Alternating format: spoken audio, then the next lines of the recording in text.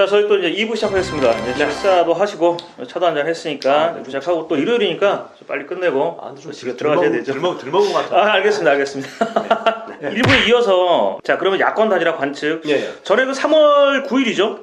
9월하고 이제 10일인가 이제 발표된 가상 대결 여론조사 내용을 좀 한번 짚어주시죠. 사실 그 여론조사 결과 모든 분들이 다 보셨을 텐데 결국에는 이제 안철수, 오세훈 두 후보가 박영선 후보를 크게 앞질렀다 뭐 이런 내용이잖아요. 근데 이제 저도 그 얘기를 무척 깊게 하고 싶지만 이제 그거를 이야기하는 순간에 오늘 이야기가 안 끝나요. 그러니까 이제 빨랑 그냥 야권 단일화로 빨리 넘어가는 게 좋고 그 주제는 제가 좀 권유를 드린 건데 우리 저 김수정님 계시잖아요. 그러니까 그 결과에 대한 내용을 김수정님하고 좀 이야기 나누는 걸로 제가 양보해드릴게요. 아, 그래요? 아니면 오늘 이거 뭐 알겠습니다. 그 얘기가 좀 재밌을 것 같은데 무척 아쉽습니다. 아쉽고 일단 알겠습니다. 알겠고 자, 그러면 야권 단일화 진행 상황과 관측 이런 거 좀 한 말씀 부탁드릴게요. 일단은 그 지난 3월 10일 이제 국민의힘, 국민의당 양측 단일화 실무 협상이 있었고 이제 그 실무 협상에서 좀 센 발언들이 좀 이렇게 힘겨루기가 좀 있었죠. 국민의힘 쪽에 있는 의원은 침대 뭐 어쩌고 뭐 이런 얘기가 나오고, 네, 맞습니다. 그러니까 이제 국민의당 안철수 후보가 단일화 협상을 조속히 마무리해야 한다고 서두르는 반면에 당초에는 국민의힘의 오세훈 후보는 그렇게 급할 것이 없다. 뭐 이런 스탠스였거든요. 근데 이때까지만 하더라도 당내 경선에서 승리한 오세훈 후보의 상승세가 점진적이긴 하지만 뚜렷했어요. 그리고 이제 상호간의 셈법이 조금씩 달랐어요. 근데 이게 이제 복잡해져서 시기와 방법에 대한 결충을 찾지 못하는 상태였거든요. 그런데 단일화 협상이 있고 난 다음날 여론조사 결과 발표에서 뭐 봉 작가님 아시다시피 두 후보가 전부 다 그냥 큰 건 아니지만 뭐 박빙이기도 하고 오차범위 내이기도 하고 이런 결과도 있었지만 박영선 후보를 이기는 것으로 결과가 나왔고 더욱이 안철수 후보 같은 경우에는 오세훈 후보에 비해서 박영선 후보를 더 앞서는 걸로 조사되었기 때문에 물론 선거 전까지 몇 차례 여론조사가 더 있긴 하겠지만 단일화 협상 국면에서 3월 11일 발표된 여론조사 결과로만 보면 안철수 후보가 협상에서 우위를 점할 수도 있겠다. 이렇게 보는 것이 제가 보는 관점 중에 하나예요. 그러니까 당초에 오세훈 후보가 급할 거 없잖아 이런 스탠스였는데 맞습니다. 그 봉 작가님 계속 말씀하시는 그 3월 10일 날 여론조사 결과 때문에라도 가만있어 봐 이게 뭐가 잘못되기 전에 빨리 서둘러야 되겠는데 이렇게 스탠스가 바뀔 수 있다는 거죠. 자, 그러게요. 여론조사 결과를 이런 얘기를 안 할 수가 없어요. 아무튼 이제 그러면 이제 김수정님 모시고 단일화 관련 여론조사와 관련된 이야기를 나눴었는데 이렇게 되면 안철수 후보가 단일화 협상에서 유리하게 끌고 나갈 수도 있겠다 이렇게 관측이 되는 거잖아요. 그렇죠. 조사 문항이라든지 이런 것들로. 그러니까 뭐 지난 시간 제가 녹음한 거 그 김수정님하고 한 거 얼핏 듣긴 했습니다만 처음부터 끝까지 다 팔로우로 쭉 들은 건 아닌데 다 안 되셨군요. 근데 이제 그럴 수 있죠. 그러니까 당초에는 후보적 합도를 물었을 때에는 오세훈 후보가 유리하고 본선 경쟁력을 물으면 안철수 후보가 유리한 것으로 나왔는데 안철수 후보가 단일화 협상 과정에서 경쟁력을 우선해야 한다고 주장을 강력하게 할 수 있게 된 거죠. 그러니까 사실 그 3월 10일 날에 여론조사 결과만 가지고 이거 봐라. 그러니까 지금 이게 적합도가 문제가 아니라 본선 경쟁력이 더 우선 내야 된다. 그러면 안철수 후보는 어떻게 보면 이제 우길 수 있는 거죠. 그러니까 이게 경쟁력을 우선해서 물어야 되는 문항이 나와야 된다. 그냥 그렇게 할 수 있고 그리고 이제 뭐 특정 보도를 보니까 그 두 후보의 단일화와 관련된 여론조사의 문항을 가지고 그 2002년 노무현 전 대통령님하고 정몽준 후보 단일화 당시 물었던 조사 문항이랑 비교하고 그랬잖아요. 그러니까 지난 시간에도 김수정님하고 그 얘기 하시더만. 그럼 지금 이제 김비님 말씀은 야권 단일화 과정에서 안철수 후보의 의도대로 진행될 수 있는 여지가 높아졌다. 그렇죠. 요렇게 이제 보신다는 말씀이고. 맞습니다. 자, 여론조사 결과를 토대로만 본다면 이렇게 정리되는 게 가장 합리적이다. 이렇게 보시는 거죠? 맞습니다. 그러면 안철수 후보가 단일 후보가 될 가능성이 높다고 봐야 하나요? 그게 이제 최종 후보는 누가 될까요? 그러니까 예단할 수는 없는데 몇 가지 가설인데. 빨리 좀 한 말씀 부탁드리겠습니다. 일단 단일화 최종 결과에서 오세훈, 안철수 누가 승리하느냐를 이야기하기 전에 첫 번째는 안철수 후보의 사퇴 가능성을 먼저 짚고 넘어가지 않을 수 없어요. 그러니까 예를 들자면 과거에 박원순 전 시장 선거 때처럼 안철수가 양보한다.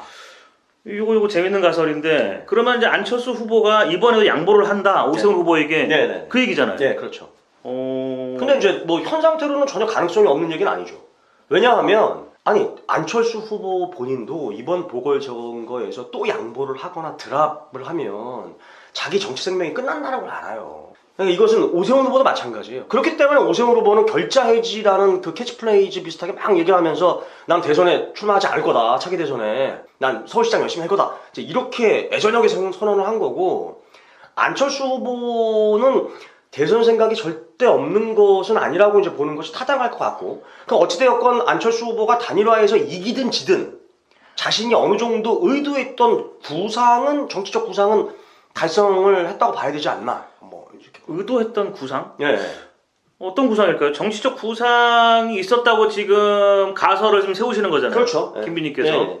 뭐 누구나 다 예상하는 거 아니겠어요? 차기 대선에서 어떻게 하면 자신이 중도와 보수를 아울러서 여권 진영에 대응할 것인가. 그리고 이제 어떻게든 중도와 보수 진영 내에서 자신의 정치적 연속성을 획득할 수 있는 발판 이번 보궐선거를 통해서 만든 것이나 다름없다고 봐야 되니까 여론조사 문항에 있어서도 본선 경쟁력을 그렇기 때문에 우선시하고 싶어하는 게 있을 수 있다는 거예요. 그렇다면 만약에 지금 이제 김비님 말씀 세우신 가설이 이제 맞다면 네. 단일화에서 오세훈 후보가 지고 네. 안철수 후보가 승리하고 네. 안철수 후보가 시장으로 당선된 이후 네. 시장을 하다가 네. 대선에 출마할 것이다. 1년도 안 되는 시장을 할 것이다라는 말씀이신 것 같은데 이렇게 보시는 게 맞나요? 네, 저는 그렇게 봅니다. 그리고 안철수 후보가 네네. 시장이 될지 안 될지는 아직 모르는 거고. 아, 그럼요. 사실 시장이 된다 하더라도 이후에 대선 출마할 것이고 시장이 안 된다 하더라도 출마할 것이다. 전 이렇게 본다는 거예요. 그러니까 원래 이 안철수 후보의 지금까지 그 정치적 행보라든가 그 지향이라든가 메시지 같은 것들을 보면 이게 서울시장에 국한되어 있는 내용이라든가 국한되는 그 어떤 행위, 메시지, 행보를 보여왔지 않았거든요. 그렇기 때문에 단일화와 시장 선거에서 이기든 지든 어찌됐건 간에 중도와 보수를 아울러서 내가 여권 진영에 대응할 수 있는 유일한 인물이다. 이것에 대한 그 소위 이제 지금 야권 진영 내에서의 자신의 어떤 경쟁력, 발판, 뭐 단초, 모멘텀 이런 것들을 목적으로 뒀다고 봐야 되는 거지. 그 목적을 이번 보궐선거를 통해서 소기의 목적을 달성했다. 이렇게 보는 게 타당하다. 물론 가설과 상상이지만. 맞습니다. 일단 그 안철수 후보가 국민의힘의 네. 정치적 지분이 없는데 네. 제3비대 후보로 나와서 단일화를 타던 안 하던 네. 서울시장이 당선이 됐다는 가설 하에 네. 다시 대선에 출마를 한다. 네. 지금까지는 약간 조금 다른 해석입니다. 다른 해석이고 자 그러면 안철수 후보가 국민의힘으로 입당할 가능성이 있다고 보시는 건가요? 이 얘기 할 줄 알았어 내가. 왜냐면 이 얘기가 나오면 전부 다 이제 입당 얘기 나오고 뭐 이렇게 나오는데 그러니까 국민의힘과 국민의당 당대당 통합이든 입당이든 어떤 형태로든지 간에 안철수는 보수 쪽에 설 거다.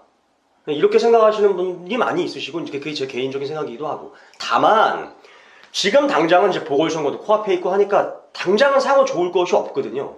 그러니까 국민의힘과 국민의당이 서로 통합을 했다, 입당을 안 한다, 뭐 이렇게 이야기하지만 궁극적으로는 입당이건 통합이건 선거연대건 어떤 형태로든지 간에 안철수 후보는 중도와 보수를 자신이 접수하듯이 해서 대선에 나올 것이라는 것은 충분히 예측 가능한 가설인 거죠. 왜? 정치는 생물이니까. 13일이었나? 12일이었나? 그 뭐 연정한다 뭐 이런 얘기 나왔잖아요. 접수라는 말씀하셨는데 네. 그 부분은 좀 네. 다시 말씀을 네. 나누기로 하시고요. 자 말씀대로라면 서울시장 보궐선거의 당선 가능성, 네. 당선 여부를 자연스럽게 이야기 안 할 수가 없을 것 같은데요. 네네네. 그렇다면 김민희께서는 안철수 후보의 당선 가능성이 높다라고 말씀하시는 거라고 제가 좀 약간 들리거든요. 어떻게 그 말씀이 맞나요? 그러니까 그게 이게 너무 빼는 것 같아서 좀 그렇긴 한데 제가 신이 아닌 이상 그런 것을 쉽게 예상하기는 어렵죠. 다만 이렇게 이야기할 수는 있겠죠. 그러니까 최근 언론 보도 중에 오세훈 후보하고 안철수 후보가 당선을 전제한 연정 합의했다고 제가 아까 말씀드렸잖아요. 언급 살짝 했잖아요. 이것은 다른 맥락에서 보면 둘 다 중간에 양보하거나 사퇴하지 않는다는 이야기인 거예요. 아니 중간에 사퇴하거나 양보할 건 뭐하러 연정 얘기가 나왔겠어요. 어떻게 됐든 간에 여권을 이겨야 한다라는 이해관계가 동일하게 두 후보 측에 동일하게 생각에 들어가 있다. 머릿속에 들어가 있다. 이렇게 봐야 하고 그리고 이제 박영선 후보 입장에서는 오세훈 후보가 상대적으로 쉽냐 어렵냐 뭐 아니면 안철수 후보가 더 쉽냐 어렵냐 이렇게 이야기를 한다면 어떻게 보시나요? 예, 뭐 일단 뚜껑은 열어봐야 알겠지만 두 가지식으로 정리해서 말씀드린다면 박영선 후보 입장에서는 저는 오세훈 후보가 더 어려울 수 있다고 봐요. 그렇게 보시는 특별한 이유가 있을까요? 일단은 오세훈 후보의 점진적인 상승세를 무시할 수 없어요. 그렇다면 이제 안철수는 퀘션이 나올 수 있는데 그건 조금 뒤에 다시 설명드리고 그러니까 이 상승세가 왜 그러냐면 안철수 후보의 경쟁력보다 오세훈 후보의 점진적인 상승세가 추후에 안철수 후보의 지지도를 뛰어넘을 수 있는 여지가 충분히 있고 가능성이 있기 때문에 오세훈 후보가 과거 중도 사퇴를 하긴 했지만 그 소위 이제 전임 시장으로서의 경험과 행정을 잘 알고 있다라고 하는 이 부분, 그리고 지속되고 있는 중도 확장성. 그러니까 오세훈 후보 전임 시장으로서 경험과 행정을 잘 알고 있다는 부분하고 이제 지속되는 중도 확장성, 그다음에 이제 결자 해지하겠다라고 이렇게 하는 정치적 이미지와 자세. 그다음에 이제 뭐 주택과 부동산 관련된 개발 이슈, 이거를 강력하게 지금 어필하고 있잖아요. 그러니까 제가 최근에 들은 얘기 중에 하나가 뭐냐면 심지어 여권 쪽 지지하시는 어머님분들이라든가 흑병들, 그러니까 맘카페, 맘카페, 이게 여권 지지자임에도 불구하고 네. 오세훈이 되면은 주택 막 부동산 개발 해갖고 틀어막혔던 뭐 재개발하고 재건축, 거기에 안 흔들릴 사람이 누가 있겠어요, 은행하는 사람 중에. 물론 다 그런 건 아니겠지만, 그래서 그런 것들이 어떤 근거가 될 수 있지 않나, 근거가 될 수 있는 지점이지 않나, 이렇게 볼 수 있을 것 같고요. 박영선 후보 입장에서는 지금 최근에 터진 선거학제, 뭐 누구나 다 알고 계시는 LH 문제, 이게 가벼운 문제가 아니거든요. 박영선 후보가 직접적으로 관련이 없다고 하더라도 여권 후보 입장에서는 분명히 악재로 작용할 수밖에 없고, 또 LH 문제가 끝난 것이 아니라 지금 현재도 진행형 사건이잖아요. 어찌됐건 정치권에 있어서. 그래서 이 맥락에서 봤을 때는 박영선 후보의 입장이 굉장히 곤혹스러울 겁니다. 지금 LH 문제까지 말씀하셨는데 이제 최근에 터진 사건이죠. 정치권에서는 상당히 이제 핫한 이슈로 떠오르고 있고요. 자, 그러면 이제 김의님 보시기에는 박영선 후보 입장에서 이러한 점들을 어떻게 극복할 수 있을까? 그리고 안철수 후보는 상대적으로 그렇다면 쉬운 상대라고 봐야 하는 건지 이런 부분에 한번 짚어주시죠. 저는 이렇게 봅니다. 일단 우선 박영선 후보는 리스크 관리를 좀 집중할 필요가 있다. 후보 개인 차원이든 캠프의 대응 차원이든 간에 리스크 관리를 집중할 필요가 있다. 그러니까 선거 악재가 본인에게 치명타로 작용되지 않도록 차단할 필요가 있을 것이고요. 또 박영선 후보든 김진영 후보든 여권 후보 입장에서는 단일화로 발생되는 컨벤션 효과를 충분히 그리고 적절하게 활용할 필요가 있다고 봅니다. 그러니까 이러한 측면에서 그 박영선 후보가 3월 13일 날 그 특검 얘기한 거 있잖아요. 그 특검을 이야기한 것도 일종의 이제 그 차단, 그러니까 이 선거 악재에 대한 리스크 아니면 리스크 확장에 대한 것을 사전 차단하기 위한 뭔가 이렇게 선거 악재를 뛰어넘기 위해서 그렇게 해서 일단 발언이 나온 게 아닐까, 정책 메시지가 아닐까, 이런 좀 생각이 들고, 봉 작가님께서 이제 물으신 안철수 후보의 경우는 지금 안철수 후보에게 보여지는 것은 사실 솔직히 얘기하면 내가 거대 보수 야당 후보보다 월등하게 경쟁력이 높아 라고 하는 건데, 뭐 사실 이거밖에 없거든요. 아니 무슨 뭐 공약이나 정책이 뭐 뚜렷하게 뭐 체감이 되는 것도 아니고, 그 유권자들이 이렇게 감정이입이 돼가지고 맞아 이건 반드시 필요해 이런 식의 어떤 공약 메시지나 정책 메시지가 없었잖아요. 사실 뚜렷하게 눈에 보이지 않잖아요. 그래서 이제 본선 경쟁력이야 뭐 어차피 오세훈 후보도 비등비등한 수준으로 나온 결과도 있고 하니까, 그리고 이제 본인이 생각하는 시장직보다 사실 대선이라고 보는 것이 타당하기 때문에. 그렇다면 한번 정리를 한번 해볼게요. 정리를 해보면은 이제 김비님 오늘 해주신 말씀은 안철수 후보 대권, 대선에 대한 그 야망. 야망은 이제 사실 아직까지 식지 않았다. 여전히 이제 진행형이고. 물론. 그런데 대선 행보에 있어서 가장 먼저 확보해야 하는 범야권의 지지와 명분을 그 서울시장 보궐선거 단일화 과정에서 이제 본선을 통해 선점하게 되면 여야를 망라하는 대선판 자체에 큰 변수가 될 수 있다고 보고, 자, 이에 대한 정치적 구상이 깔린 단일화 협상으로 안철수 후보는 진행할 것이다. 오늘 말씀하신 큰 가설 중에 하나인데 이게 본선까지 역시 정리 이런 말씀이네요. 이제 포인트를 이제 잘 정리해 주셨는데, 이제 그렇기 때문에 사실 홍준표 우리 홍카콜라 전 그 대표도 지난 1월에 안철수 후보한테 뭐라고 얘기했냐면, 너 이번에 철수하면 정치에서 완전히 철수하게 된다, 이 메시지를 던졌거든요. 이게 뭐냐면 자기도 대선 나올 거니까 안철수가 나오면 자기하고 대선 경쟁을 해야 되잖아. 그러니까 이제 홍준표 전 대표는 이제 이런 식으로 이제 메시지를 보낸 거죠. 그러니까 이번에 철수하게 되면 완전히 철수하게 된다. 그러니까 너 대선 나오지 말고 그냥 서울시장 할 생각이나 해라. 이 얘기거든. 나랑 경쟁할 생각하지 마. 이 얘기거든요. 그러니까 그런 뜻이라고 봐야 되기 때문에, 그렇기 때문에 지금 봉 작가님이 정리해 주신 그 스탠스대로 안철수 후보는 쭉 예정되어 있던 것처럼 진행할 확률이 높다. 이렇게 보는 것이 맞다. 그게 이제 제가 생각하는 결론입니다. 그럼 이제 간단하게 정리를 하면은 이번 서울시장 보궐선거를 통해서 그걸 디딤돌 삼아서 대선 행보를 계속 이어나갈 것이다. 일단 무슨 말씀인지 알겠습니다. 자, 오늘 여기까지. 잠깐. 그리고 한 가지만 더 언급을 드리면 일종의 이제 위기의식이라기보다 이제 이거는 이제 어차피 우리 주제가 오늘 이제 그 발칙한 상상, 뭐 가설 뭐 이런 거니까. 그럼 서울시장 보궐선거와 부산시장 보궐선거, 그러니까 소위 이제 4.7 보궐선거라고 하는 이 보궐선거의 결과가 어떻게 될 거냐. 지금까지 이 선거 국면에서 진행된, 그 다음에 이제 발생된 현안과 여러 가지 사안들을 놓고 봤을 때 어떻게 될 거냐, 어떻게 될 것 같냐라고 그냥 어떻게 큰 일종의 이제 담론처럼 예측을 해본다면 저는 이 상태로 가다간 둘 다 민주당이 진다. 서울시장, 부산시장 여권이 다 참패할 거다. 전 그렇게 보시는군요. 지금 이 상황대로 진행이 된다고 하면 여기에서 이제 조금 더 LH보다 덜하다 하더라도 LH 사건보다 좀 덜하다 파급 효과가 덜하다 하더라도 또 다른 악재가 또 터지게 되면 이거는 100% 여권에게 불리할 수밖에 없는 선거 상황이 되는 거거든요. 이제 그러면 여기서 이제 제가 볼 땐 청취자분들한테 일종의 서비스 개념으로 제가 하나 더 말씀드린다면 그럼 그 다음에 어떻게 되는 거냐?